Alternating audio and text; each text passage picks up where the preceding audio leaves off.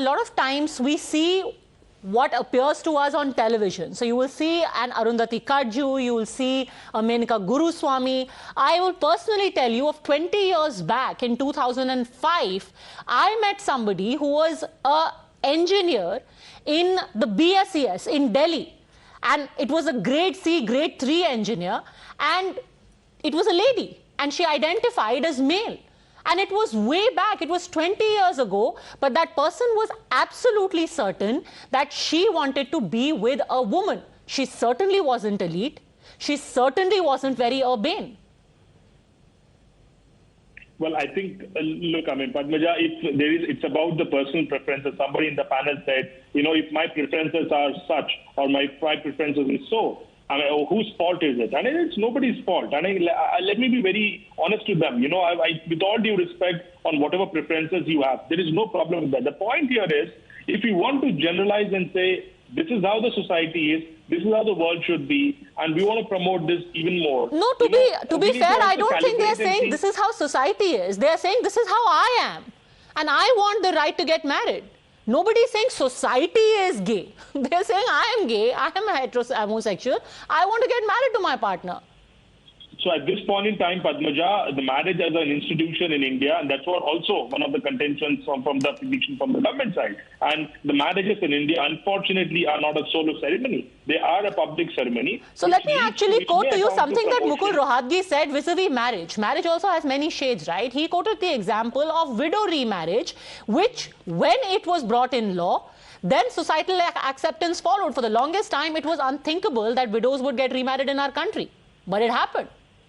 Marriage was supposed to be between two unmarried people. Now widows get remarried. Yeah, that's exactly the point. So even for the same-sex marriage, even after striking down on Section 377, I think we still have some time when we reach there. What is the cutoff for that time? I've always wondered, what is the cutoff? Because through the day I've been told, let's wait for more people to come out. Let's wait for the time when we are ready for it. So is there like a a strategy where you say 1,300,000 people have to come out for us to say now we are ready?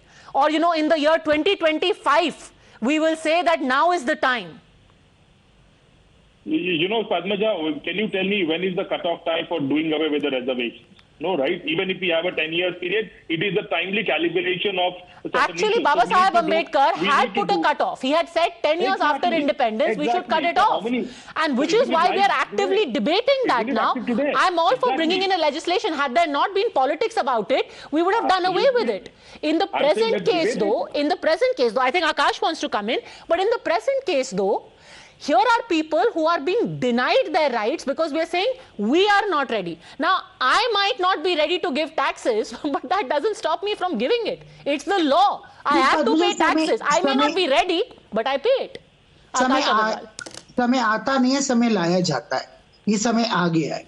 जब Section 377 की scrapping हुई, at that time also the community, society at large was not ready for it.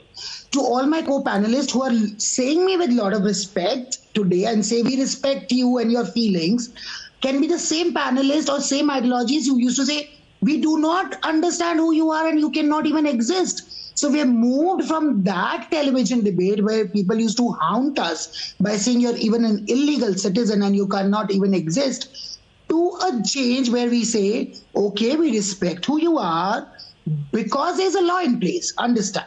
Not because they have become empathetic to us, because there's a law in place which decriminalizes us, give us the power and respect we always have to have. And that is why laws like these needed to be given. The society would never be ready. It is not about them getting ready, it is about us. Hamara samay ja raha hai. How many generations do they want to die in dust? Yeah, you know, Shashank Shekhar Jha, simple example, the only other Hindu country or Hindu majority country in the world is Nepal. Nepal Supreme Court has legalized same-sex marriage. अगर उनके culture में, उनकी country में, वो भी Hindu country हैं, same-sex marriage हो सकती है, इंडिया में क्यों नहीं हो सकती? पद्मजा जी, मुझे 2 मिनट दीजिएगा. पहली बात, भारत एक ऐसा राष्ट्र है जहां पे पर्सनल लॉज बहुत सारे हैं। आपके पास आज तक यूनिफॉर्म सिविल कोड के लिए एक प्रॉपर नहीं आया। सेम सेक्स का सेम एज आपने डिसाइड नहीं कर पाया। आप कैसे करेंगे सेम सेक्स मैरिज की बात? दूसरी बात, क्या जुडिशरी ये काम कर सकती है? क्या जुडिशरी के अधिकार क्षेत्र में है?